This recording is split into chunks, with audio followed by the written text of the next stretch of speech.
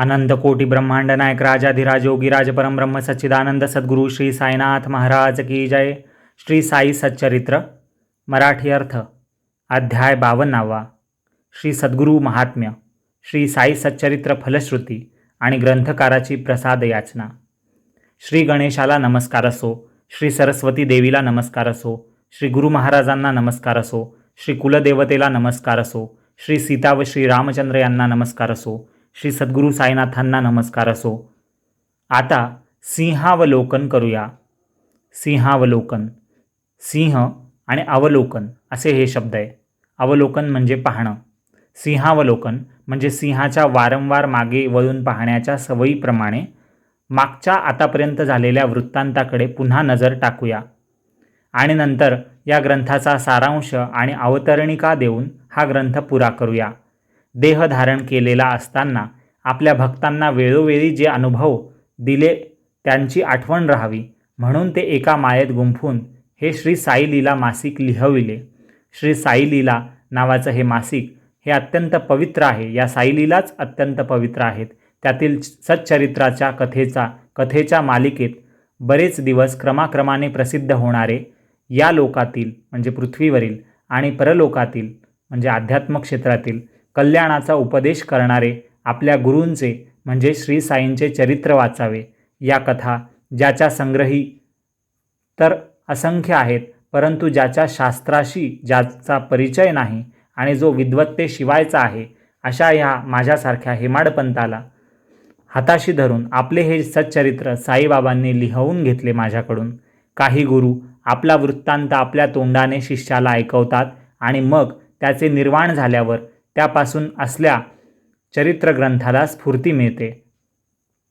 साईबाबा जेव्हा नाना प्रकारच्या मोठ्या गोष्टी सांगत असत तेव्हा ऐकणारे अगदी तल्लीन होत असत आणि भूक तहान विसरून जात असत. ज्यांनी ज्यांनी साईंचे रूप पाहिले प्रत्यक्ष त्यांची तिन्ही प्रकारची दुःखे नाहीशी झाली. असा ज्याचा शक्तीचा प्रभाव आहे तो सविस्तरपणे कसा बरं वर्णन करतावा? सविस्तरपणे अशा साईंचं वर्णन कसं बरं करावं? असा थोर मनाचा असल्याची ज्याची कीर्ती आहे त्याच्या भक्तीला जे जे लागले त्यांच्या उद्धारासाठी मुक्तीसाठी आपले चरित्र त्यांनी लिहून ठेवले आहे. गोदावरीचे पवित्र स्नान करून बाबांच्या समाधीचे दर्शन घेऊन हे श्री साई सच्चरित्र वाचावे म्हणजे तिन्ही प्रकारची सर्व दुःखे दूर होतील. याच्या गोष्टी सहज बोलल्या तरी परमार्थ नकळत हाती लागतो म्हणजे परमार्थापर्यंत पोहोचता येतं. म्हणून या ग्रंथावर नजर टाका म्हणजे कोट्यावधी पापांचा नाश होईल. जन्ममरणांचे कष्ट चुकवायची ज्यांच्या मनात इच्छा असेल त्यांनी गुरुच्या पायी अखंड आसक्ती आणि नामस्मरणाची भक्ती जोडावी. प्रमाद हे खोट्या ज्ञानाचे कारण असते. प्रमाद म्हणजे धुंदीच्या भरात नीट लक्ष न दिल्याने चुकीची समजूत स्वतःची करून घेणे, स्वतःचे गैरसमज करणे, सत्य मानणे त्यांना स्वतःच्या धुंदीत. तर याला म्हटलं आहे प्रमाद. आणि हे प्रमाद हे खोट्या ज्ञानाचं कारण आहे. म्हणजे तुम्हाला जे खोटं ज्ञान होतं त्याचं कारण प्रमाद आहे. त्यामुळे आत्म्याचे स्वरूप ध्यानात येत नसतं आणि त्यामुळे सर्व अनर्थांचे मूळ कारण जे जन्ममरणाचे रहाट गाडगे आहेत ते उत्पन्न होतं. मोह म्हणजे चुकीचे ज्ञान होय. ज्या आत्मा नाहीत अशा गोष्टी उदाहरणार्थ शरीर, मन, इंद्रिय वगैरे या गोष्टी म्हणजे आत्माच आहे असे मानून त्यांचा अभिमान आपलेपणा धरणे यालाच विद्वान लोक मृत्यू असं म्हणतात. म्हणजे जो आत्मा या शरीराला स्वतःचा आत्मा मानतो किंवा इंद्रियांना शारीरिक सुखांना संसारालाच सत्य मानतो आणि त्याबद्दल स्वतःचा अभिमान बाळगतो असा व्यक्ती मृत आहे, मृत्यू आला आहे अशा व्यक्तीला असं विद्वान लोकांचं म्हणणं आहे. साईंच्या कथारूपी सागराचे मंथन करून म्हणजे त्यावर विचार करून कथांवर सदा नवी नवी गोडी असलेल्या साईंच्या कथा ज्या सांगितल्या त्या ऐकून श्रोत्यांचा अधःपात म्हणजे वाईट परिणाम चुकेल, अधोगती चुकेल. साईबाबांच्या सगुण साकार स्वरूपाचे पुष्कळ ध्यान केले असता सगुणाचा लोप होऊन त्यांचे स्वतःचे अतिसूक्ष्म स्वरूप प्रगट होईल. सगुण रूपात प्रवेश झाल्याशिवाय आत्म्याचे स्वरूप कळत नाही आणि निर्गुण परब्रह्म संपूर्णपणे जाणणे कठीण होते. ज्याने आपल्या भाविक भक्तांना प्रेमाने आपली पावले बळेच दाखवून देह असून देहाचा विसर पाडला आणि नकळत परमार्थाच्या मार्गाला लावले, तू हे साई, सागराला आलिंगन दिल्यावर नदी जसे आपले नदीपण विसरून जाते, तसे भक्त शरण आल्यावर भक्तांचे वेगळेपण तू तो घालवतोस साई. 2 दिवे एक होतात, एकमेकांना आलिंगन देतात आणि लगेच त्यांचा त्या 2 दिव्यांच्या ज्योतींचा वेगळेपणा, त्या वेगळ्या ज्योती आहेत असा जो भ्रम आहे तो नाहीसा होतो आणि एकत्वामुळे त्यांचा प्रकाश एकच ज्योत होऊन जातो. कापूर जो असतो त्या कापराला त्याचा सुवास, सूर्याला त्याचा प्रकाश आणि सोन्याला त्याची चमक निश्चितपणे सोडून वेगळी राहील का कधी? नाही. समुद्रात नदी शिरल्यावर ती जशी संपूर्णपणे समुद्रच होऊन जाते किंवा मीठ समुद्रात पडल्यावर तात्काळ लगेच समुद्राशी एकरूप होऊन जातं, त्याचप्रमाणे साईचरणी शरण गेल्यावर भक्तांचे वेगळेपण राहत नाही आणि ते आपले मीपण, अहंकार, स्वार्थ सोडून हुबेहूब साईंसारखेच होऊन जातात. जागे असताना, स्वप्नात असताना किंवा झोपले असताना अशा कोणत्याही स्थितीत वृत्ती म्हणजे विचार साईमय झाली असली तर संसारातून निवृत्ती म्हणजेच सांसारिक उपाधींचा परित्याग तो आणखी वेगळा कोणता? म्हणजे हेच संसारातून निवृत्ती आहे. जर तुमची वृत्ती साईमय झालेली असेल, उठल्या अवस्थेत, स्वप्नात, झोपेत सगळीकडे साई किंवा तुम्ही ज्या सद्गुरूंना भजत असाल ते तुम्हाला दिसत असतील, तुम्ही आठवत असाल, असो. आता बाबांच्या पायी लोटांगण घालून मी हेच मागतो की तुझ्याशिवाय माझ्या इच्छेला एकाएकी दुसरीकडे कुठेही जाऊ देऊ नकोस.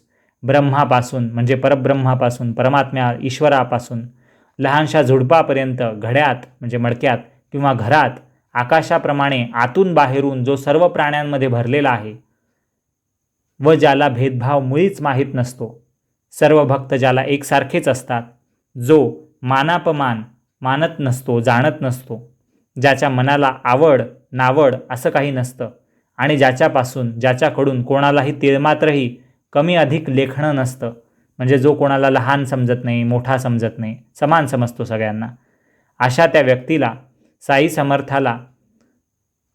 साई समर्थाला आपण आता शरण जाऊया. आणि ज्याचे स्मरण केल्याने जो सर्व काही इच्छित गोष्टी देतो त्याच्या चरणी संपूर्णपणे मस्तक ठेवून आता आपण कृतार्थ होऊया.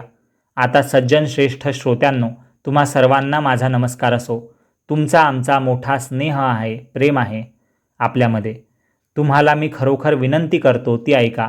महिन्याला वेळ काढून ज्याच्या या कथा आतापर्यंत ऐकल्या, या साईंचा विसर क्षणभरही आणि या कथांचा विसर क्षणभरही पडू देऊ नका.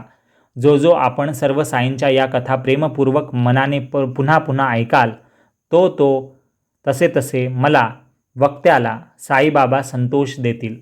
श्रोत्यांचे जोवर लक्ष नसते तोवर वक्त्याला केव्हाही प्रसन्नता नसते.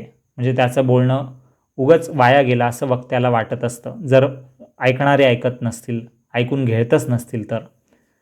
एकमेकांच्या संतोषाशिवाय म्हणजे ऐकणारे ऐकतायत म्हणून वक्त्याला संतोष आणि वक्ता सांगतोय, वक्तव्य करतोय म्हणून ऐकणाऱ्याला संतोष.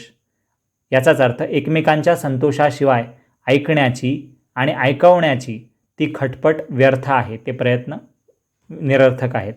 हा संसार सागर पार करण्यास मोठा अवघड आहे. यावर मोहाच्या अनिवार्य लाटा उसळत असतात आणि अविचाराच्या काठावर आदळत असतात आणि धैर्यरूपी मोठाले वृक्ष पाडून टाकतात. मोहाच्या लाटा, अहंकाराचा वारा वाहत असल्याने हा सारा भवसागर म्हणजे संसाराचा सागर, हा सगळा संसार ढवळला जातो. म्हणजे आपलं आयुष्य ढवळलं जातं अहंकारामुळे. आणि येथे क्रोध, द्वेष वगैरे महामगरांना, ज्या मगरी असतात समुद्रात किंवा नदीत, तर हे क्रोध आणि द्वेष या मगरीच आहे. तर क्रोध आणि द्वेष वगैरे रूपी मगरींना थारा मिळत असतो. मी, माझे हे मगर, वासना आणि विकल्प यांचे अनेक भोवरे, चक्रीवादळे आणि निंदा, असूया म्हणजे जेलसी, आणि निंदा म्हणजे आपण कोणाला तरी वाईट साईड बोलतो ते, असे असंख्य जलचर म्हणजे जीव घेणे प्राणी, पाण्यामधले मासे वगैरे यात तरंगत असतात या भवसागरात, आणि वरती अहंकाराचा वारा वाहत असतो. आणि यात धैर्यरूपी वृक्ष म्हणजे धीर सुटतो, असे वृक्ष पडतात, मोहाच्या लाटा उसळतात. असा जरी हा सागर भयंकर असला, भवसागर म्हणजे संसाराचा सागर, तरी अगस्तीरूपी म्हणजे अगस्ती ऋषीसारखं सद्गुरू त्याला पिऊन टाकतात या भवसागराला. याबद्दलचा मुद्दा असा सांगितला आहे की अगस्त्य मुनी किंवा अगस्ती मुनी हे मित्रा वरुणाचे पुत्र आहेत. यांना कुंभज असेही म्हणतात. समुद्रात लपलेल्या कालेय नावाच्या दैत्यांना मारण्यासाठी देवांच्या विनंतीवरून एकदा या अगस्त्य मुनींनी तो समुद्रच आचमनीत घेऊन पिऊन टाकला होता, असं महाभारतात वनपर्व या भागात अध्याय 105 मध्ये गोष्ट संदर्भ आलेला आहे. असो, आणि त्या सद्गुरूंच्या चरणरजांचे जे दास असतात त्यांना त्यांची लवमात्र ही भीती नसते. म्हणून हा भवसागर पार करवून देणारे साई समर्थ ज्यांचे आम्ही आश्रय घेणारे आहोत त्या सर्वांना ते पलीकडच्या किनाऱ्यावर उतरवतील. हा भवसागर महादुस्तर म्हणजे महाकठीण आहे. भवसागर म्हणजे संसाराचा सागर.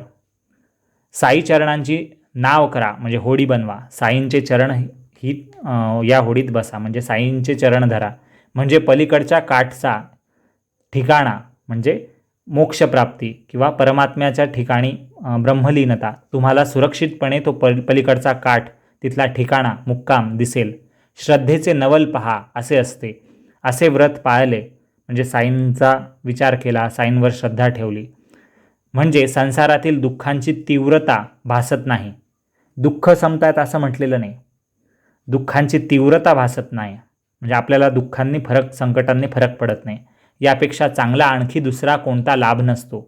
उपयोग करून घेण्याची शक्ती ती हीच. साई चरणी अनन्य भक्ती जडो, साई मूर्ती डोळ्यात भरो, साईच सर्व प्राण्यांमध्ये दिसो आणि अशी स्थिती भक्तांना येवो.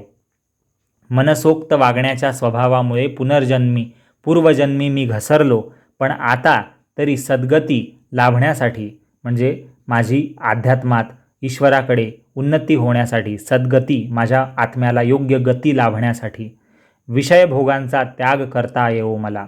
श्री समर्थ पाठीशी असल्यावर आपल्याला कोणीही हात लावू शकणार नाही अशा विश्वासाने जे निर्धास्त असतात, भयमुक्त असतात ते साईंचे भक्त धन्य होत.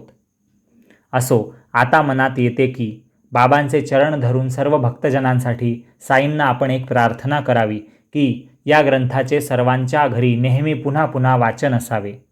या ग्रंथाचे जो नियमाने नेहमी प्रेमपूर्वक पारायण करेल म्हणजे वाचन करेल, सांगेल घरात सगळ्यांना आणि स्वतः समजून घेण्याचा प्रयत्न करेल, अभ्यास करेल, विचार करेल, पारायण करेल या ग्रंथाचे जो प्रेमपूर्वक, त्याची संकटे दूर होतील.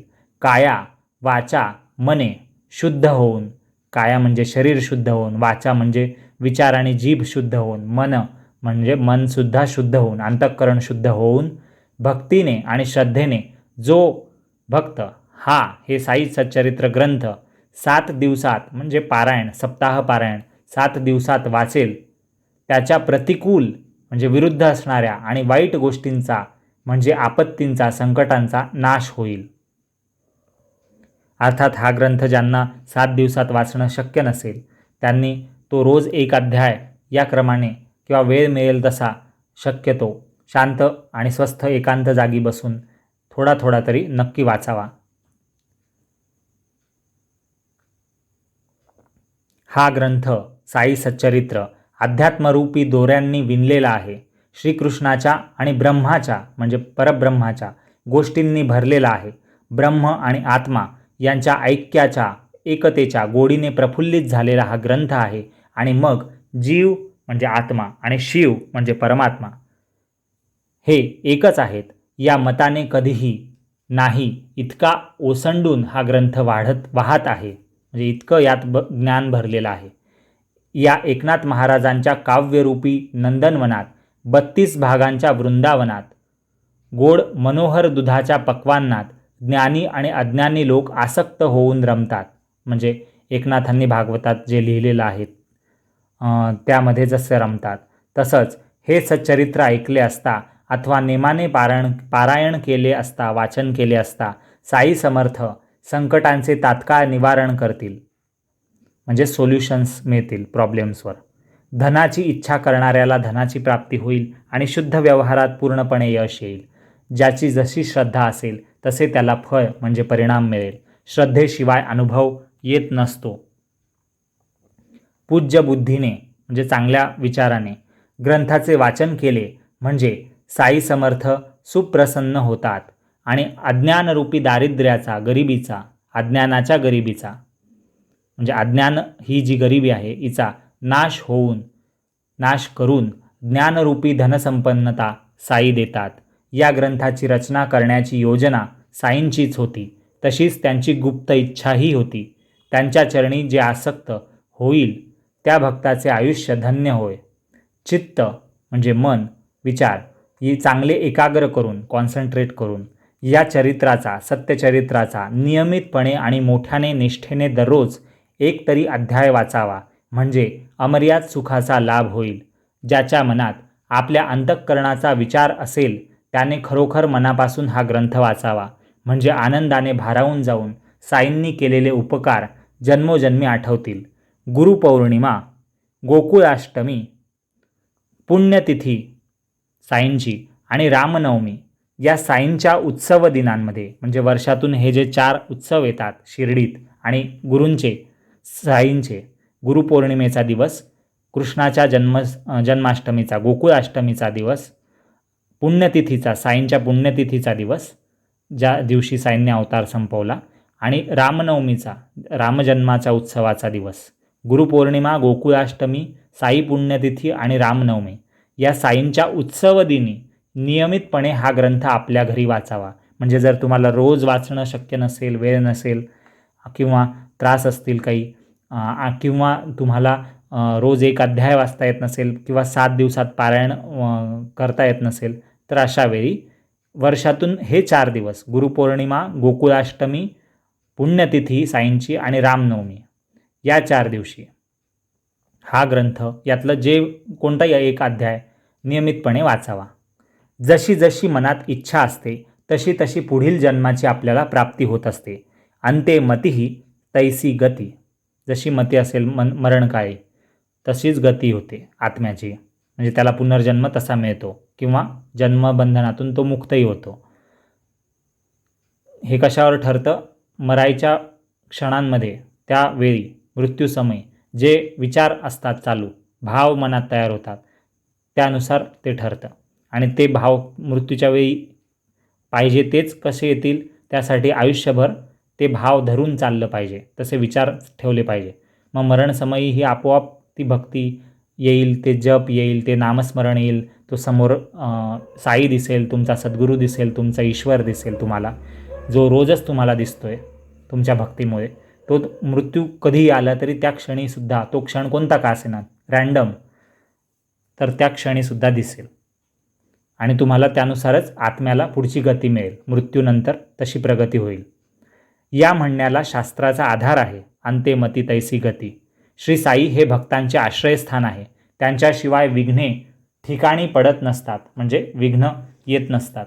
आईला लेकराचा म्हणजे मुलाचा, तिच्या बाळाचा कळवळा असतो, म्हणजे प्रेम असतं, चिंता असते, काळजी असते. यात आश्चर्य ते कुठले? म्हणजे साई किंवा सद्गुरू ही आपली आईच आहे आणि आपण तिचं लेकरू आहोत. याशिवाय आणखी काय गोष्ट सांगू? शब्दच जेथे थांबतात तेथे वाटते की मौन वृत्तीने म्हणजे अगदी गप्प बसून राहावे. कारण हीच खरी स्तुती आहे. मौन धरणं म्हणजे शांत बसणं. मोक्षाची तीव्र इच्छा धरून नित्य शुद्ध कर्मे करून म्हणजे योग्य आचरण करून श्रवण आदी नवविध भक्तीचे सेवन केले म्हणजे अंतःकरण शुद्ध होईल. आता नवविध भक्ती काय आहे? 9 प्रकारच्या भक्ती कोणत्या आहे? त्यातली पहिली श्रवण भक्ती आहे आणि पुढच्या वगैरे वगैरे. तर या 9 भक्तींवरही आपण एक सेपरेट एक व्हिडिओ सिरीज बनवणार आहोत लवकरच. त्याचं एक वेगळं आपल्याकडे ग्रंथ आहे छोटा, तोही आपण समजून घेऊ, ज्याने आपल्याला कळेल की 9 प्रकारच्या भक्ती कोणत्या आहेत, नवविधा भक्ती. तर असं मोक्षाची तीव्र इच्छा जो धरतो, शुद्ध कर्म जो करतो, श्रवणादी 9 प्रकारच्या भक्ती, नवविधा भक्ती यानुसार जो ईश्वराची सद्गुरूंची सेवा जो करतो, सेवन केले म्हणजे त्याला अंतःकरण त्याचं शुद्ध होतं. परंतु हे सर्व सद्गुरूच्या कृपेशिवाय घडत नसतं. त्याशिवाय परब्रह्माचे ज्ञान प्राप्त होत नसते. ब्रह्मैव अहम असा त्याचा शब्दाचा अर्थ आहे. म्हणजे ब्रह्मच आहे, मी ब्रह्मच आहे, अहम ब्रह्मास्मी, असंच ते शब्द म्हणजे हे ब्रीद आहे श्लोक संस्कृतमध्ये. याची आठवण राहत नसते. परंतु हे सर्व सद्गुरूच्या कृपेशिवाय घडत नसते. त्याशिवाय परब्रह्माचे, गुरुच्या कृपेशिवाय परब्रह्माचे ज्ञान प्राप्त होत नसते. ब्रह्मैवाहम म्हणजे मीच ब्रह्म आहे याची आठवणही गुरुकृपेशिवाय राहत नसते. आणि तो गुरुवर श्रद्धा ठेवण्याला प्रवृत्त होत नसतो तोपर्यंत, जोपर्यंत गुरु कृपा घडत नसते, गुरुची कृपा. गुरु शिष्याचा संबंध पितापुत्रासारखा म्हणजे वडील आणि मुलासारखा असतो. असे म्हणण्याला गुरुला पित्याची उपमा नावालाच असते. पिता म्हणजे वडील मुलाला या संसारातील सुख मिळवण्याची पात्रता देईल, तर गुरु या लोकातील म्हणजे या संसारातीलच नव्हे तर परलोकातील सुखेही मिळवून देईल. म्हणजे पित्यापेक्षाही श्रेष्ठ असा गुरु असतो. पिता क्षणमात्रच टिकणारी संपत्ती देईल, तर गुरु कधीही न संपणारी संपत्ती देईल. सत्तत्वाचा म्हणजे चांगल्या परमतत्वाचा म्हणजे ब्रह्मज्ञानाचा अनुभव देईल. एवढेच नव्हे तर ती प्रत्यक्ष हातात देईल. माता मुलाला 9 महिने पोटात धारण करते आणि जन्म देताना पोटातून बाहेर आणते. पण गुरुमाऊलीची उलटीच तऱ्हा असते. ती बाहेरील शिष्याला स्वतःच्या पोटात, स्वतःच्या छत्रछायेत, कवेत, कृपेत घेते. गुरुमाऊली शेवटी गुरु गुरु असे नामस्मरण केले तर शिष्याला सायुज्य मुक्ती खात्रीने लाभते.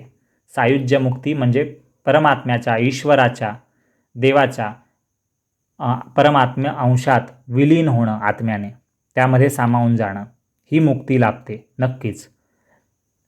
त्या भक्ताला गुरुने स्वतः मारले त्या शिष्याला, म्हणजे त्या शिष्याला पूर्ण ब्रह्मत्व लाभते. गुरुच्या हातचा तडाखा म्हणजे शिक्षा किंवा राग जन्ममरणाचा नाश करेल. भक्ताच्या, शिष्याच्या जन्ममरणाचा नाश करतो गुरुने ज्याच्या देहाचा अंत केला, म्हणजे त्याला या देहाच्या त्रासांपासून, सुख उपभोगांपासून, देहबुद्धीपासून त्याला दूर नेलं ईश्वराच्या चरणी, म्हणजेच देहाचा अंत केला गुरुने ज्याच्या, त्याच्यापेक्षा भाग्यवंत, त्या शिष्यापेक्षा भाग्यवंत, नशीबवान आणखी दुसरा कोण असणार. गुरुला खड्ग म्हणजे तलवार, तोमर म्हणजे गदा, फरश म्हणजे कुऱ्हाड किंवा शूल म्हणजे भाला हाती घ्यावा लागेल. त्याचा तडाखा म्हणजे तलवारीचा, गदेचा, कुऱ्हाडीचा किंवा भाल्याचा, शस्त्राचा तडाखा बसला, मार बसला म्हणजे शिष्याला खरी जाग येईल आणि मग सद्गुरूची मूर्ती डोळ्यांसमोर शिष्याला दिसेल. देहाचा सांभाळ कितीही करा, केव्हा तरी हा देह पडणारच. मग पुनर्जन्म घालवणाऱ्या गुरुकडून म्हणजे पुन्हा पुन्हा जन्म घ्यायच्या परिस्थितीतून मोकळा करणाऱ्या, मुक्त करणाऱ्या, पुनर्जन्माला संपवणाऱ्या या गुरुकडून त्याचा वध झाला शिष्याचा, तर वाईट काय, म्हणजे हे चांगलंच आहे.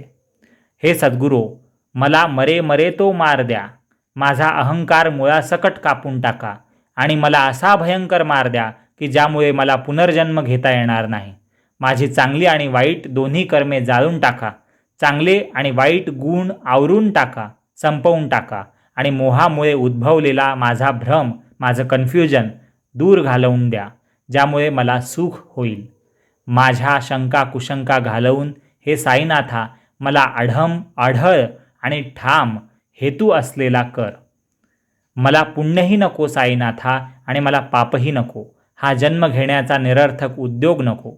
हे साईनाथा, तुला शरण होऊन जावे तर तू चारही बाजूंना पूर्व पश्चिम उत्तर दक्षिण सर्व दिशांमध्ये उभाच आहेस. तसेच खाली जमिनीत आणि वर आकाशात आणि पाताळातही सगळ्याच ठिकाणी तुझे वास्तव्य आहे हे सद्गुरू साईनाथा. माझ्यामध्येही तू वास कर, तू राहा. जास्त काय सांगू, मी तू ची वेगळेपणाची कल्पना करण्यास मला त्रास वाटतो. म्हणून हा हेमाडपंत लेखक अनन्यपणे शरण होऊन सद्गुरू तुझे साईनाथा तुझे पाय धरतो आणि पुनर्जन्मांचे आणि मरणांचे फेरे चुकवून आपला उद्धार करून घेतो. हेमाडपंताला निमित्त करून आपले हे सच्चरित्र असंख्य भक्तांचा उद्धार करण्यासाठी निर्माण केलेस तू हे साईनाथा.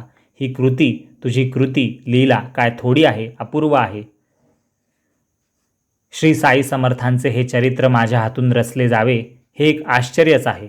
नाहीतर साईंच्या कृपेशिवाय मला पामराला हे रचणे असंभवनीय म्हणजे अशक्य होते. साईबाबांशी माझा फार दिवसांचा संबंध नव्हता. संतांना ओळखण्याचा माझा सराव नव्हता, प्रॅक्टिस नव्हती. शोधक दृष्टीचे अंगात धाडस नव्हते, म्हणजे मी काही रिसर्च करत नव्हतो गुरु शोधायला. आणि कोणत्याही गोष्टीकडे सदा संशयाने म्हणजे डाऊटने पाहण्याची माझी सवय होती. कधी अनन्य भावाने म्हणजे पूर्ण श्रद्धेने मी उपासना म्हणजे भक्ती केली नाही. कधी क्षणभरही साईंच्या भजनाला मी बसलो नाही. अशा माझ्या हस्ते चरित्र लिहून लोकांना साईंने दाखवले. आपल्या म्हणण्याचा हेतू साधण्यासाठी या ग्रंथाची आठवण करून देऊन साईंनी आपला कार्यभाग म्हणजे त्यांना जे करायचं आहे ते पुरा करवून घेतला. हेमाडपंत उगीचच नावाला आहे. एखाद्या चिलटाने सर्वात श्रेष्ठ असा मेरू पर्वत उचलणे किंवा टिटवी या छोट्याशा पक्षाने चोचीने पाणी पिऊन समुद्र अख्खा रिकामा करणे हे कधी शक्य आहे का? परंतु पाठीशी सद्गुरू असला म्हणजे तो अद्भुत करणी भक्त घडवतो. असो श्रोतेजन हो, आता मी तुम्हाला नमस्कार करतो. हा ग्रंथ संपूर्ण झाला. सर्व लहान मोठ्या श्रोतेजनांना एका ओळीने माझे लोटांगण असो.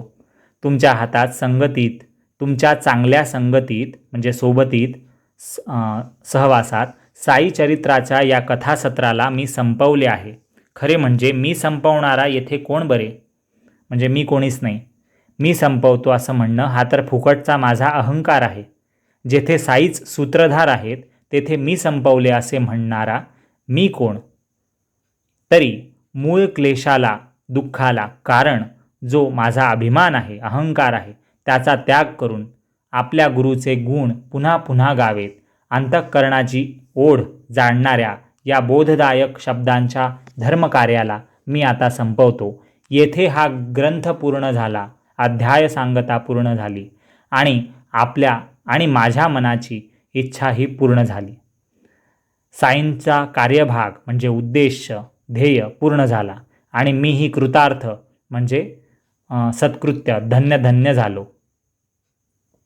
असा हा ग्रंथ संपूर्ण अभ्यासला तर मनःकामना पूर्ण होतील भक्तांच्या आणि सद्गुरूंचे चरण हृदयात धरले तर भक्तांना त्यांना संसार सागर पार करायला मदत होईल. रोगी माणसाला आरोग्य लाभेल, दरिद्री धनाढ्य होईल, जो गरीब असेल त्याला श्रीमंती येईल, शंका कुशंकांना स्थैर्य येईल, त्याचं मन शांत होईल, कंगाल माणसाला दान करण्याची शक्ती लाभेल. या ग्रंथाचे पारायण केले असता भूताखेतांच्या पीडा आणि फेऱ्यासारखे रोग बरे होतील. आणि या ग्रंथाचे ऐकणे किंवा वाचणे, मुके म्हणजे जे बोलू शकत नाही, अपंग म्हणजे जे चालू फिरू शकत नाही, पांगळे म्हणजे ज्यांना हातपाय व्यवस्थित नाही आहे किंवा त्यांना काहीतरी शारीरिक व्यंग आले असे दिव्यांग आहेत, आणि बहिरे म्हणजे ज्यांना ऐकता येत नाही, यांनाही या कथांचं ऐकणं किंवा वाचणं सुखकर होईल. जो शक्तिमान परमेश्वर त्याचा ज्यांना विसर पडला असेल, अशी जी अज्ञानाने मोहात पडलेली माणसे असतील, त्यांचाही उद्धार या ग्रंथाच्या वाचनाने किंवा ऐकण्याने होईल. मनुष्य असून राक्षसासारखे वागून जे लोक आपले हे शरीर फुकट घालवतात आणि हा संसार म्हणजे सुखाचं भांडार आहे असं भ्रम उत्पन्न होऊन खरं मानतात, त्यांचाही उद्धार या ग्रंथाच्या वाचनाने समजण्याने होईल. साईनाथांची करणी म्हणजे त्यांची लीला अगाध आहे, म्हणजे कळण्यास कठीण आहे, समजू शकत नाही आपल्याला. त्यांनी या हेमाडपंताला, लेखकाला आपल्या पायांशी कायमचा बसवला आणि त्याला आपल्या सेवेला लावून ही सेवा, लेखनाची सेवा करवून घेतली साईंनी. शेवटी जगाचा चालक आणि बुद्धीचा प्रेरक जो सद्गुरू त्याच्या चरणी मी अत्यंत कृतार्थतेने लीन होऊन म्हणजे शरण जाऊन नतमस्तक होऊन लेखणी आणि मस्तक अर्पण करतो. इथे नोट घ्या, नोंद घ्या, लक्षात घ्या. 89 ओवींचा हा 52वा अध्याय इथे संपला आणि यानंतर हेमाडपंतांनी जी अवतरणिकेची गोष्ट आहे, ज्यात अध्याय 1 ते अध्याय 52 पर्यंतचं सगळं लिखाण शॉर्टमध्ये सार ते सांगणं, ते लिहिणं इथे त्यांच्याकडून अनावधानाने किंवा योगायोगाने राहून गेलेलं आहे. यानंतर त्यांना मृत्यू आलाय. या अध्यायाचा शेवटही वेगळ्या पद्धतीने वेगळ्या शब्दात नेहमी जसा करत आले आहेत प्रत्येक अध्यायाच्या शेवटी, तसा इथे केलेला नाही आहे. इथेच त्यांनी लेखन थांबवलेलं आहे. याबद्दल हा अध्याय इथे संपला आहे 52वा, जो मूळ अध्याय आहे त्याचा अर्थ इथे संपला आहे. आणि आता याबद्दल हेमाडपंतांच्या या 52व्या अध्यायाबद्दल 51व्या अध्यायानंतरचा हे जो अध्याय आहे याच्या शेवटी नक्की काय झालं, काय घटना घडल्या आणि हे चरित्र मग पुढे अवतरणिकेचा विषय पुढे पूर्ण कसा झाला, पुढे 53वा अध्याय कोणी लिहिला, कसा झाला, याबद्दल आता थोडक्यात पुढे ऐका. ही नोंद आहे, हा अध्यायाचा भाग नाही आहे. अध्याय इथेच संपलेला आहे. अध्याय असाच संपलेला आहे 52वा. हेमाडपंतांनी असंच शेवटी लिहिलं आहे की शेवटी जगाचा चालक आणि बुद्धीचा प्रेरक जो सद्गुरू साईनाथ त्याच्या चरणी मी अत्यंत कृतार्थतेने लीन होऊन लेखणी व मस्तक अर्पण करतो. आणि इथेच हा अध्याय संपलेला आहे 52वा, हेमाडपंतांनी लिहिलेला शेवटचा अध्याय. पण या ग्रंथाचा अजून अवतरणिकेचा अध्याय राहून गेलेला आहे. आता याबद्दल माहिती इथे पुढे लिहिली आहे. ती नोंदी टिप माहिती आपण आता ऐकूया. वर ओवी 1 मध्ये म्हणजे या 52व्या अध्यायाच्या पहिल्या ओवीमध्ये पहिल्या वाक्यात सिंहावलोकन करून आणि अवतरणिका देऊन ग्रंथ संपूर्ण करू असं हेमाडपंत म्हटले आहेत. परंतु या अध्यायात अवतरणिका दिसत नाही. म्हणजे जे सिंहावलोकन आहे, प्रत्येक अध्यायाला मागे वळून पाहायचं आहे की प्रत्येक अध्यायात काय लीला घडली, काय झाले, हे जे सांगणार होते ते इथे लिहिलेलं दिसत नाही. कैलासवासी बाळकृष्ण विश्वनाथ देव उर्फ बाबांचे बाळ या नावाने जे भक्त होते, यांनी श्री साई सच्चरित्राच्या पोथीच्या प्रस्तावनेत याबद्दलचं स्पष्टीकरण केलेलं आहे. या पोथीचा, या ग्रंथाची जी प्रस्तावना आहे, तर त्यात बाळकृष्ण विश्वनाथ देव हे त्यांचं आडनाव आहे, म्हणजे बाबांचे बाळ या नावाने ते भक्त आहेत. त्यांनी याबद्दल लिहिलं आहे की त्यांनी असं लिहिलं आहे की 51वा अध्याय प्रसिद्ध झाला. आता फक्त 52वा अध्याय प्रसिद्ध होणे राहिलेला आहे. या अंकी प्रसिद्ध होऊन श्री साई सच्चरित्र ग्रंथ आता पूर्ण झाला आहे. 52वा अध्याय प्रसिद्ध होऊन अंकी म्हणजे अंकामध्ये, म्हणजे त्या एडिशनमध्ये, ज्या एडिशनमध्ये हे सेपरेट दर महिन्याला एक अंक निघाले, ते मॅगझिन श्री साईलीला नावाचं जे मासिक होतं, मासिक म्हणजे दर महिन्याला येणारं, तर हा ग्रंथ एकत्र छापण्यापूर्वी बनण्यापूर्वी या ग्रंथाला या सगळे अध्याय 52 भागांमध्ये 52 मासिकांच्या आवृत्त्यांमध्ये आले होते, 52 महिने. म्हणून असं इथे तेव्हा लिहिलं आहे की 51वा अध्याय प्रसिद्ध झाला आणि फक्त 52वा अध्याय प्रसिद्ध होणे राहिलेला आहे. तो या अंकी प्रसिद्ध होऊन म्हणजे या श्री साईलीला मासिकाच्या या महिन्याच्या अंकात प्रसिद्ध होऊन श्री साई सच्चरित्र ग्रंथ आता पूर्ण झाला आहे, असे खुद्द अण्णासाहेब दाभोळकर म्हणजे ग्रंथकार जे लिहिणारे आहेत, ज्यांचं नाव हेमाडपंत असं साईंनी ठेवलं आहे, त्यांचं ते आहेत अण्णासाहेब दाभोळकर. यांच्या हातचे शब्द म्हणजे त्यांनीच स्वतः लिहिलं आहे की हे फक्त आता 52वा अध्याय लिहायचा प्रसिद्ध व्हायचा राहिला आणि तो आता होतोय, असं दाभोळकरांनी लिहिलं आहे. आणि श्री साई लीलेच्या म्हणजे दाभोळकर म्हणजेच या ग्रंथाचे लेखक हेमाडपंत यांनी लिहिलं आहे की 52च अध्याय. आणि श्री साई लीलेच्या या मॅगझिनच्या मासिकाच्या 6व्या वर्षाच्या 3ऱ्या अंकात 880 पानावर हे छापलेले आहे दाभोळकरांचे शब्द की आता हा 52व्या अध्यायात ग्रंथ पूर्ण झालेला आहे म्हणून. यावरून अवतरणिकेच्या आणि सिंहावलोकनाच्या ओव्या लिहिलेली चिठोरी म्हणजे चिठ्ठी, कागद, ज्याच्यावर हे कच्चं लिहित होते, ओवीबद्ध ग्रंथ लिहित होते, जसं जसं त्यांना सुचत होतं तसं, त्यातली ती चिठोरी म्हणजे ती चिठ्ठी, तो कागदाचा तुकडा ज्यावर अवतरणिकेचा ओव्या वगैरे लिहिलेले असणार, ती गहाळ झाली असावी असं दिसतं, म्हणजे हरवलेली असेल असं दिसतं. नेहमीच्या सवयीप्रमाणे अण्णासाहेबांनी 52वा अध्याय चिठोऱ्यांवरच लिहिला होता. ती चिठोरी मजकडे म्हणजे माझ्याकडे तपासण्यासाठी आली होती. त्यात ओव्यांचे क्रमांक नव्हते आणि चिठोऱ्यांचे अंक 20पासून पुढे होते, म्हणजे 20व्या ओळीपासून असे पुढे चिठ्ठ्या होत्या. यावरून सिंहावलोकनाच्या आणि अवतरणिकेच्या ओव्या गहाळ झाल्या असाव्यात किंवा विस्मृतीने म्हणजे विसरल्याने तयार करायच्याच राहिल्या असाव्यात असं वाटतं. हल्ली अवतरणिकेचा नवा अध्याय सेपरेट तयार करून तो 53व्या नंबरचा अध्याय 53वा अध्याय म्हणून या ग्रंथास जोडला आहे. हे सगळं कैलासवासी कैलासवासी बाळकृष्ण विश्वनाथ देव म्हणजे बाबांचे बाळ या भक्तांनी पोथीच्या प्रस्तावनेतच लिहिलेलं आहे. हे जे मी आत्ता वाचलं पॅरेग्राफ. या माहितीवरून आपल्याला असं लक्षात येईल की महाराष्ट्रातील फार जुन्या आणि प्रसिद्ध श्री गुरुचरित्राप्रमाणे कैलासवासी अण्णासाहेब दाभोळकर म्हणजे या ग्रंथाचे लेखक हेमाडपंत यांना आपल्या या साई सच्चरित्राचेही अवतरणिकेसह मिळून 52 अध्यायच लिहायचे होते, परंतु तसं घडलं नाही आणि श्री साई सच्चरित्राचे पुढे भविष्यात आणखीन एक अध्याय वाढून 53 अध्याय झाले. कारण की तो अध्याय वाढवणं गरजेचं होतं, कारण तो अवतरणिकेचा अध्याय होता. कारण हेमाडपंतांनी या 52व्या अध्यायात आणि 51व्या अध्यायाच्या शेवटी लिहिलेलं आहे की अवतरणिकेचा भाग मी लिहितोय म्हणून, आणि तोच लिहायचा विसरून गेलेत किंवा राहून गेले असं काहीतरी झालंय. मनुष्याच्या मानवी कल्पना ईश्वराची आणिक योजना असं 51 अध्याय 51मध्ये 51वी ओवी आलेली आहे. ही स्वतः हेमाडपंतांनीच लिहिली आहे. म्हणजे मनुष्याने काहीही कल्पना प्लॅन इमॅजिनेशन केले तरी ईश्वराची दुसरीच काहीतरी योजना प्लॅनिंग असतं. तसंच इथे झालेलं आहे लिखाणाच्या बाबतीत. बलियस मनोगत बाबांचे ही 6वी ओवी आहे 53व्या अध्यायात जी पुढे येईल. म्हणजे साईंच्या मनातलं इच्छा मनोगत तेच बलियस म्हणजे शक्तिमान आहे, बलवान आहे, म्हणजे तेच होईल जे साईंची इच्छा असेल.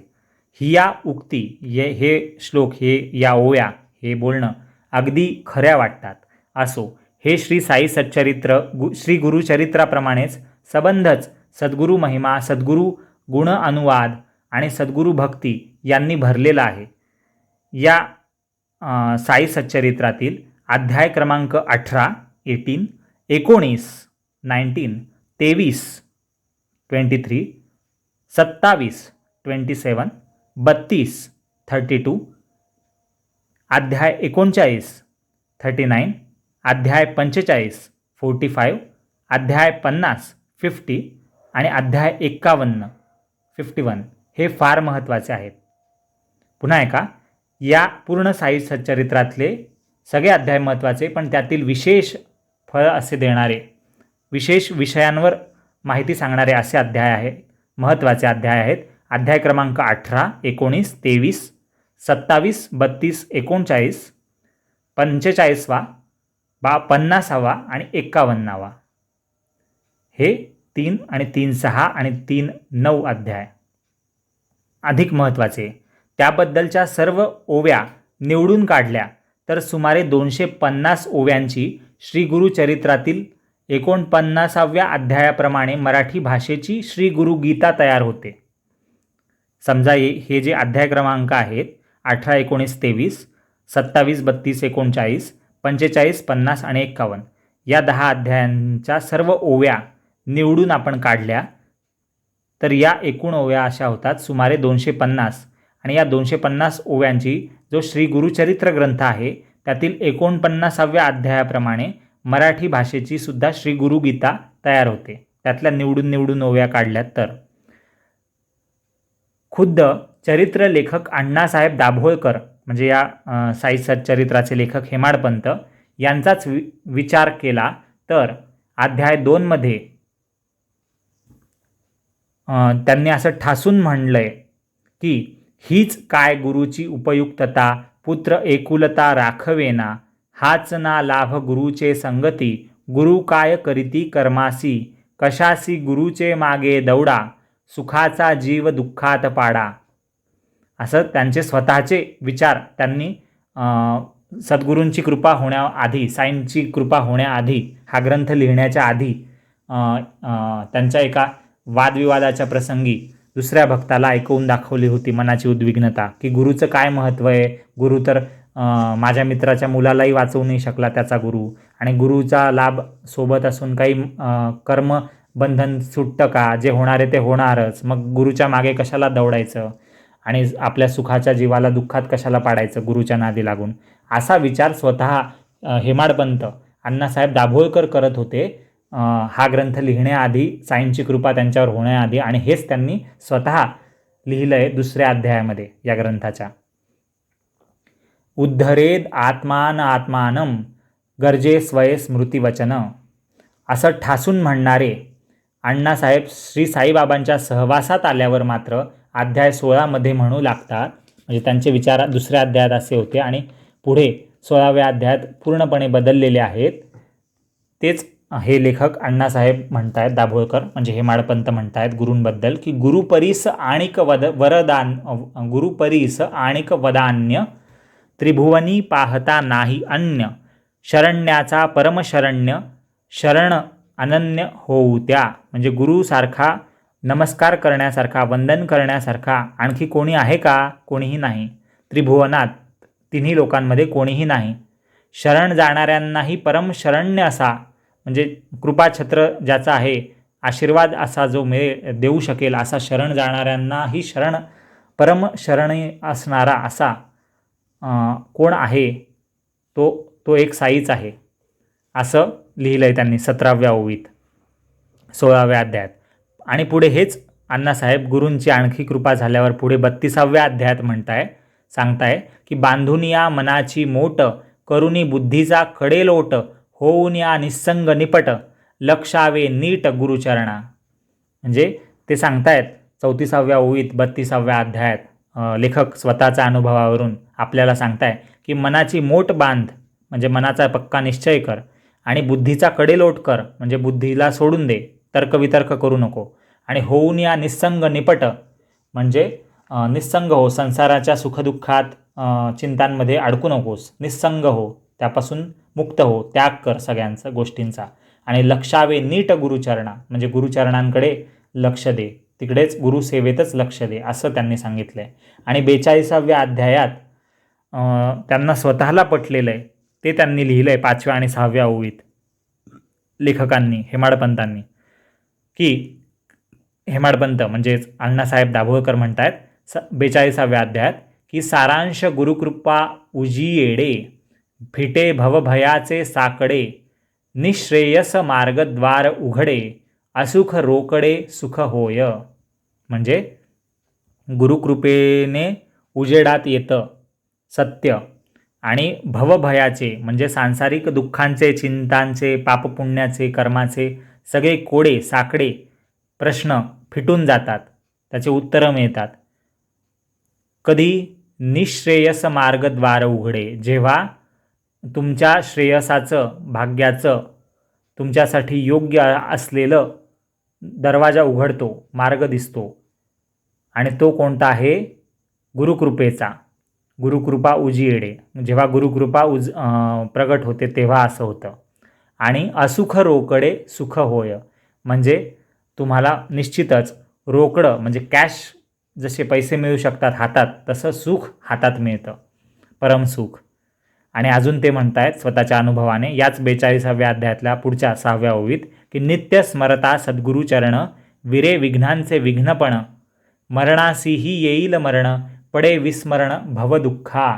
म्हणजे तुम्ही नेहमी स्मरण केलं सद्गुरूंचे चरण, किंवा त्यांना शरण गेला, त्यांचं नाव आठवलं, त्यांची सेवा केली, त्यांचं रूप आठवलं, त्यांच्या लीला आठवल्या, कथा सांगितल्या, ऐकल्या, नेहमी नित्य स्मरता सद्गुरुचरण, तर काय होईल? तर विघ्नांचं विघ्नसुद्धा, संकट सगळे विरून जातील, संपतील, आणि मरणासही मरण येईल, म्हणजे मरण तुमचं काही करणार नाही.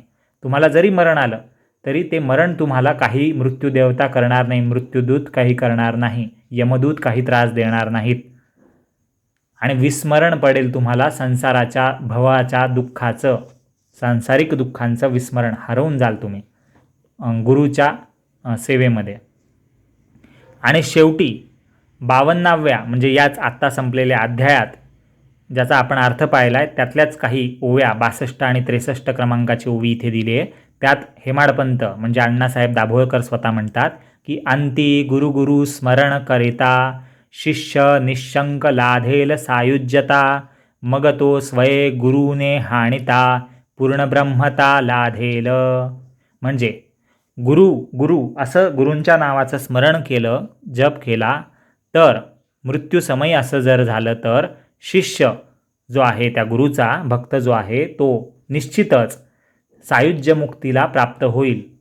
आणि मग स्वतः गुरुने जरी त्याला मारलं किंवा रागावलं तरी पूर्ण ब्रह्मताच त्याला त्या गुरुच्या लीलेने लाभेल त्या शिष्याला. आणि 63वी ओवी अशी आहे याच 52व्या शेवटच्या अध्यायातली, जी हेमाडपंत लिहित आहे की गुरु करीचा आघात करील जन्म मरण निपात, गुरु करिता देहाचा अंत कोण भाग्यवंत या परता. म्हणजे गुरुच्या हाताने जो मार मिळेल, आघात मिळेल शिष्याला, ती एक विशेष कृपा असेल गुरुची आणि त्यामुळे जन्म मरण संपून जाईल, तो फेरा संपून जाईल, सुखदुःखांचा, पुन्हा जन्म घेण्याचा, पुन्हा मरण्याचा, एका शरीरातून दुसऱ्या शरीरात फिरत राहण्याचा त्रास संपून जाईल. आणि गुरुकरिता देहाचा अंत, जर गुरुने तुमच्या देहाचा अंत केला, देहाचा अभिमान घालवला, देहाचं सुख संपवलं तर त्यापेक्षा चांगलं काही नाही. याशिवाय भाग्यवंत कोण असू शकेल असं इथे लिहिलं आहे. आणि आपल्या सद्गुरू साईनाथांना हेमाडपंत शेवटी विनंती करतायत 66व्या ओवीत हे आलेलं आहे 52व्या अध्यायातच, याच अध्यायात, की मारा मरे तो मार, म्हणजे मला मरेपर्यंत मार द्या हे सद्गुरू. छेदास माझा समूळ अहंकार, माझा पूर्ण अहंकार संपवून टाका.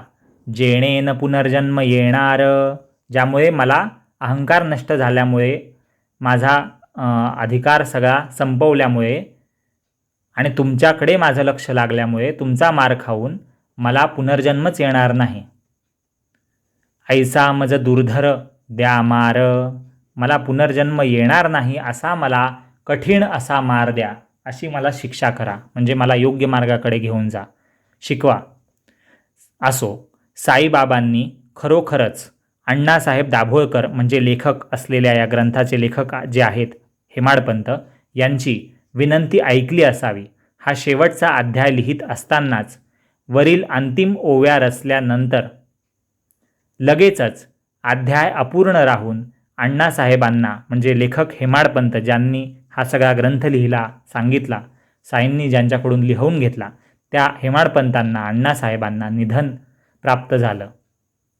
ग्रंथ रचताना सद्गुरूचा महिमा सतत 7 वर्ष गाता गाता, म्हणजे जेव्हापासून त्यांना साई भेटले पहिल्यांदा तेव्हापासून पुढे 7 वर्ष हे सद्गुरूंचा महिमा, साईंचा महिमा, त्यांच्या लीला, महात्म्य वर्णन करताना, सांगताना, लिहिताना शेवटी ते सद्गुरूचरणीच लीन झाले.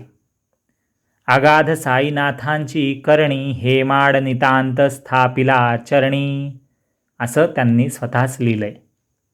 म्हणजे साईनाथा तुझ्या लीला अगाध आहेत, कळण्यास असंभव अशा आहेत. आणि हा हेमाडपंत, ज्याचं नाव हेमाडपंत असं तुम्हीच दिलं आहे साईनाथा, म्हणजे हा लेखक मी अण्णासाहेब दाभोळकर, नितांत स्थापिला चरणी, मला तुम्ही तुमच्या चरणांपाशी स्थापून ठेवलेलं आहे. म्हणजे मला तुमच्या छत्रछायेत, कृपाछायेत तुम्ही घेतलेलं आहेत, मी तुम्हाला शरण आलेलो आहे. असो, 53व्या अध्यायात पुढे एक ओवी येईल, म्हणजे आपण अर्थ वाचतोय, आपण ओव्या वाचत नाही आहे, पण एक ओवी येईल मूळ ग्रंथामध्ये ज्याचा अर्थ आपण पुढे पाहणार आहोत. तर ती ओवी अशी आहे, यावत ग्रंथ महितरी, म्हणजे यावत ग्रंथ महितरी, मही म्हणजे पृथ्वी, या पृथ्वीवर ग्रंथ आहेत, तावत कीर्ती भूमंडळी, जोपर्यंत या पृथ्वीवर ग्रंथ आहे तावत म्हणजे तोपर्यंत भूमंडळी साईंची कीर्ती आहे. गोविंदराये केली दिवाळी वेरीच मुमुक्षू कारणे. गोविंदराय हे त्यांचंच नाव आहे. लेखक हेमाडपंत यांचंच नाव अण्णासाहेब दाभोळकर म्हणजेच गोविंदराव दाभोळकर आहे. तर गोविंदराये केली दिवाळी म्हणजे गोविंदरावाने म्हणजे मी लेखक म्हणून ही सगळी दिवाळीच केली आहे. वेळीचं मुमुक्षू कारणे मुमुक्षूंसाठी माझ्याकडून ही दिवाळी घडवून घेतली आहे किंवा हेमाडपंतांनी ही दिवाळी साजरी केली. हा उत्सव आपल्यासाठी मुमुक्षूंसाठी म्हणजे ज्यांना ईश्वराकडे जायचं आहे किंवा जे गुरुसेवेत भक्तिसेवेत लीन असे भक्त आहेत, मोक्षाच्या मार्गाकडे वळलेले आहेत, ईश्वर भक्तीकडे जे वळलेले आहेत, अशा मुमुक्षूंसाठी किंवा ज्यांना प्रश्न पडले आहे संसाराचे स्वतःच्या अस्तित्वाचे त्यांना मार्ग दाखवण्यासाठी एक उत्सव साजरा केलेला आहे. हे साई सच्चरित्र ग्रंथ लिहून गोविंदरावांनी असं 53व्या अध्यायात तो अध्याय लिहिणाऱ्या वेगळ्या लेखकाने हेमाडपंत या लेखकांबद्दल लिहिलेला आहे. ते आपण पुढच्या अध्यायात पाहू. आणखी एक नोंद घेण्याची गोष्ट अशी की इतर आधीच्या 1 ते 51 या अध्यायांप्रमाणे या 52व्या अध्यायाच्या हस्तलिखितामध्ये समाप्तीदर्शक ओवी नव्हती. म्हणजे जसं नेहमी संपवत आलेले आहे की हेमाडपंत साईंना शरण आलेला आहे, हा अध्याय या नावाचा हा अध्याय इथे समाप्त होतो वगैरे. इथे तसं या अध्यायाच्या शेवटी हेमाडपंतांनी काही लिहिलेलं नाही आहे. हस्तलिखित त्यांच्याकडून जे आलं होतं त्यात काही लिहिलेलं नसल्यामुळे इथे छापलेलंही नाही आहे, म्हणून इथेही ते दिलेलं नाही आहे आणि हा अध्याय असाच संपवलेला आहे. श्री सद्गुरू साईनाथांना अर्पण असो. सर्वत्र मंगल असो. शुभम भवतु. ओम साईराम. आता येथून पुढे अवतरणिकेचा शेवटचा 53वा अध्याय उरलेला आहे.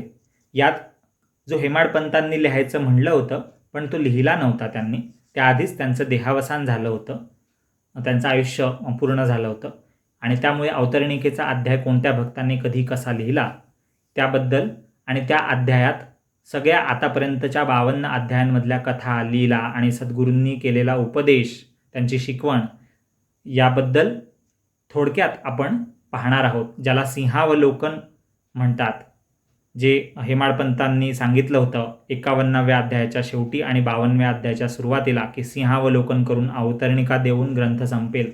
पण तो त्यांच्याकडून लिहायचं राहिलं किंवा ते विसरले किंवा त्यांना त्याच कालावधीत मरण आल्यामुळे ते राहून गेलं, 52व्या अध्यायात पूर्ण झालं नाही आणि त्यामुळे हे 53वा अध्याय नंतर हेमाडपंत म्हणजेच गोविंदराव म्हणजेच अण्णासाहेब दाभोळकर यांचा मृत्यू झाल्यानंतर हा अध्याय जोडला गेलेला आहे आपल्यासाठी. कारण आपल्याला सगळे अध्याय एकत्र समजावेत, थोडक्यात समजावेत की प्रत्येक अध्यायाचं काय महात्म्य आहे, काय घटना घडली आहे ते लक्षात यावं यासाठी, साईलीला समजण्यासाठी.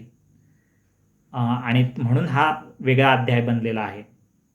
आणि हा मूळ ग्रंथाचा भाग नसला तरी हा ग्रंथाचा अविभाज्य न संपणारा न वेगळा करता येणारा असाच अध्याय, असाच भाग आहे. त्यामुळे अवतरणिका वाचल्याशिवाय हा ग्रंथ पूर्ण होत नाही.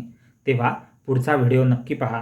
गुड रीडिंग चॅनलला सबस्क्राईब करा नवीन व्ह्युअर्सने आणि ऑल नोटिफिकेशन्सला क्लिक करा बेल आयकॉनला क्लिक करून. आणि तुम्हाला कमेंट सेक्शनमध्ये काही माहिती द्यायची असेल जी इथे मला माहीत नसेल, अनावधानाने राहून गेली असेल किंवा साईंबद्दल तुमचे विचार, तुमचे अनुभव तुम्हाला शेअर करायचे असतील किंवा या ग्रंथातून तुम्ही काय शिकलात तेही तुम्हाला सांगायचं असेल, तुम्ही नक्कीच कमेंट सेक्शनमध्ये इतर साई भक्तांसाठी आणि वाचकांसाठी आणि आपल्या व्ह्युअर्ससाठी, सबस्क्रायबरसाठी नक्कीच त्याचा लाभ द्या. लिहून तुमचं मत सांगा. आणि हा अध्याय 52 अध्याय हेमाडपंतांनी रचले. हेमाडपंतांचे मी वाचक म्हणून तुमच्या आपल्या सगळ्यांच्या वतीने मी आभार मानतो, साईंचे आभार मानतो की यामुळे आपल्याला साई प्रत्यक्ष जरी नाही पाहता आले तरी साईंच्या लीला आपल्याकडे प्रत्यक्षच पोहोचल्या. जणू काही साईच प्रत्यक्ष आपल्याला भेटले या वेगवेगळ्या कथांमधून, लीलांमधून. आणि तुम्ही हे सगळे मन लावून ऐकतायत आणि पुन्हा पुन्हा ऐकतायत, यासाठी तुमचे मी आभार मानतो. आणि हा प्रयत्न कसा वाटला हे नक्की कळवा. अवतरणिकेचा पुढचा अध्याय आहे आणि त्यानंतर आपण इतर ग्रंथ, इतर स्तोत्र, इतर आरत्यांकडेही वळू. फक्त साईंबद्दल आपण ऐकू असं नाही आहे. आपल्या चॅनलवर इतरही मराठीतले इतर कथासार, वेगवेगळे ग्रंथ काही ना काही, कुठे ना कुठे छोटे मोठे थोडक्यात येत आहेत. पुढे पुढे टप्प्याटप्प्याने उपलब्ध होणार आहेत. त्यामुळे कृपया धीर धरावा ही विनंती, आणि असाच लोभ असू द्यावा हा या चॅनलला सबस्क्राईब करा. पुन्हा भेटूया पुढच्या अध्यायात. अवतरणिकेच्या या ग्रंथाच्या शेवटच्या समारोपाच्या अध्यायात, अवतरणिकेच्या अध्यायात, म्हणजे पूर्ण सगळ्या अध्यायांचा अध्यायवार सारांश तिथे या अध्यायात तुम्हाला मिळेल. म्हणजे तुम्ही कोणताही व्हिडिओ तुमच्याकडून मिस झाला असेल, तुमचं पाहायचा राहिला असेल, आधीचा कोणताही अध्याय तुम्हाला ऐकणं, समजणं राहून गेलं असेल वाचायचं, तरी काही हरकत नाही. तुम्हाला त्याचा सार थोडक्यात प्रत्येक अध्यायाचा मिळणार आहे. तो प्रसाद ती गुरुकृपेने तो तुम्हाला आम्हाला आपल्या सगळ्यांना मिळणार आहे. शेवटचा अध्याय नक्कीच ऐका, नक्कीच हा व्हिडिओ पहा अवतरणिकेचा. पुन्हा भेटूया. ओम साईराम.